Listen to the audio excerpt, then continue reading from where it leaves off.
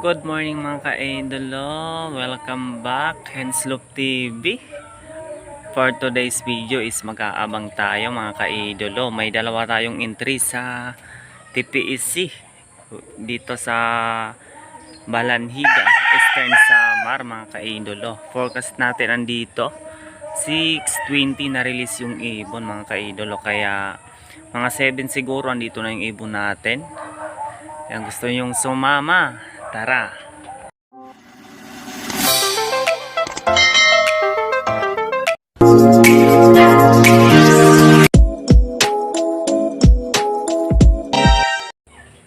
At yun nga mga ka-idolo, update tayo, wala pa yung ibon.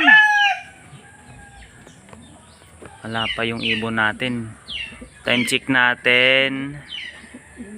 Ano na bang oras? 7:01, alas 7:01 na. Pero wala pa tayong ibon mga ka-idolo. Pero yung speeda natin, yung 1 to nasa 7:03. Alas 7:03 may 1 to tayong speed. Pero di ko lang alam kung may nag-clock na dito. Wala pa. Kaya abang-abang tayo. Maya ay dadating na yung mga ibon na to. Di ko lang alam kung may nag-clock na mga ka-idol. Okay, update ko na lang kayo ulit mamaya mga ka-idolo. Bye. A few moments later. Update ulit. Ay gugulo nga tayo ulit. Mas malala pa to kaysa nung nakaraang linggo di tayo naka-entry. Okay lang mabutas, pero ngayon dapat ay mag-clock tayo mga ka-idolo. Pero nasa 800 plus na lang yung speed natin. Paubos na nga yung 800 na, 700 na lang. Wala pa yung tayong ibon kahit na isa. Kahit naman mag-clock lang 600 minimum, ayos na sana. Kasi babawi yun sa next loading. Kasi wala ngang training yun eh. Rekta natin. Problema, tumawid yung ibon dun sa Dulag Leyte, kaya wala tayong ibon na dumarating mga ka-idolo. Kahit mag-clock lang 600 ayos na, pero wala pa. Awit, gulong talaga. Okay, update ko na lang kayo mamaya mga ka-idolo kung may ibon na tayo. At yun nga mga ka-idolo, pinapakaba tayo ng dalawa natin. Aabutan pa tayo siguro ng cut-off. Awit, wag naman sana. Kahit naman sumabit lang sa 600 minimum, ayos na yun. Yung masaklap dito, yung abutan tayo ng ano. Ayun, may isa. Kala ko yun. Mahirap dito, abutan tayo ng cut-off. Nako, patay tayo dito. Malapit ang ibon. Malapit na yung cut-off natin. 600 minimum na speed. Ulats tayo. Ganun talaga. Babawi na naman sa next lap, second lap. Pero pag nabutas tayo, nako, wala na tayong pag-asa nito. Malalaki pa naman yung speed ng mga ibon. Awit talaga tayo nito mga ka-idolo. Pero wala tayong magagawa. Kung ano yung resulta, yun yung babasihan natin. Kaya abang-abang ulit. Bye. A few moments later. At yun nga mga ka-idolo, update natin. Cut off nga yung ibon natin, dalawa. Wala pang dumating kahit na isang ganda ng panahon. Ay nako. Saan pa kaya nagsusuot yung mga ibon natin? Wala pa tayong ibon na isa. Yun yung update natin sa loft mga ka-idolo.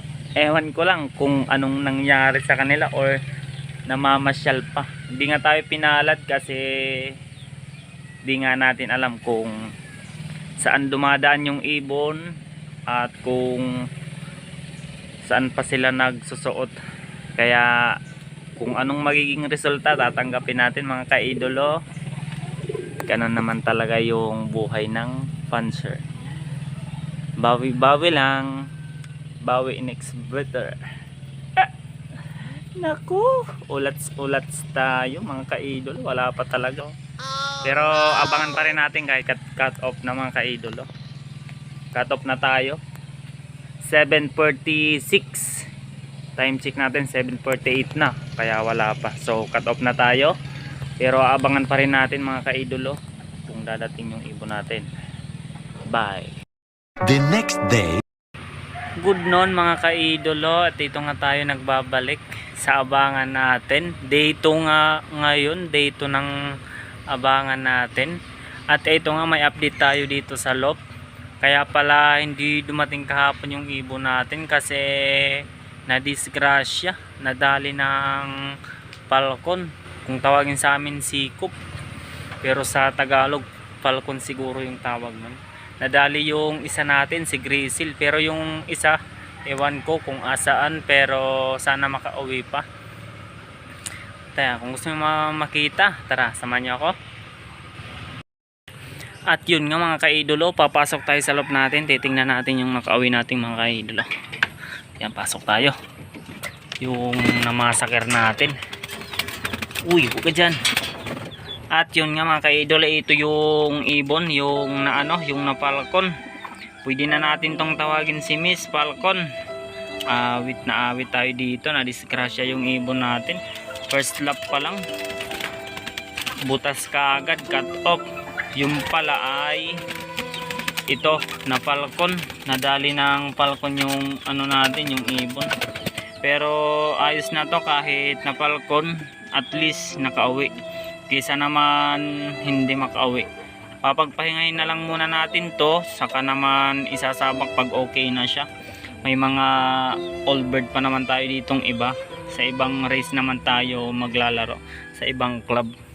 Di na natin ipapatuloy ito, hindi tayo manghihinayang sa entry fee kasi masayang yung ibon pag nawala, sayang yung pag-aaruga.